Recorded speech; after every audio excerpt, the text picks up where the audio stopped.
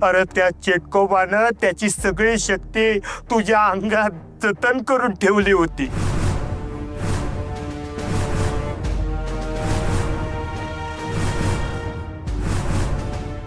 आणि अब मी समजा हे तुझ्यापासून लपवलं कारण सदाशिवनं मला शपथ घातली होती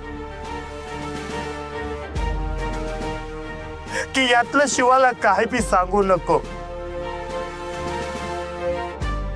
म्हणजे चेटकोबाने त्याच्या शक्तीच्या लहान मुलामध्ये जतन करून ठेवल्यात, तो हा शिवा आहे?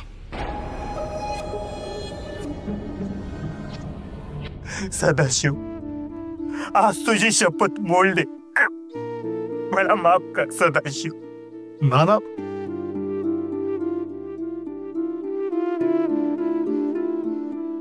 शिवा, सदाशिवनं तुला सांभाळण्याची जबाबदारी झटकली, ती स्वार्थासाठी नाही तर तुझ्या सुखासाठी। अरे तुझ्या शरीरातली मायावी शक्ती कायमची दूर जावी म्हणून तुझा बाप तप करायला निघून गेला।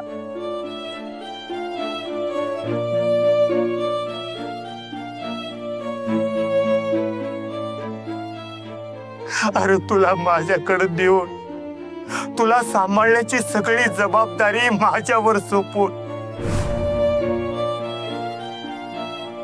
त्यानं तुझ्यासाठी जे केलं ना ते जगातला कुठलाच बाप कुणासाठी करणार नाही।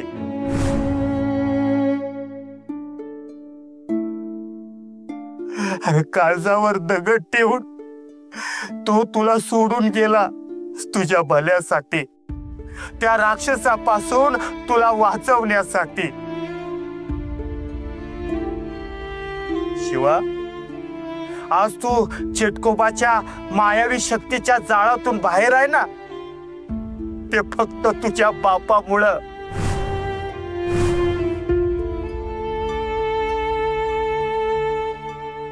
अरे ती शक्ती तुझ्यासाठी जीव द्यायला तयार झाली, तुझ्या प्रेमासाठी।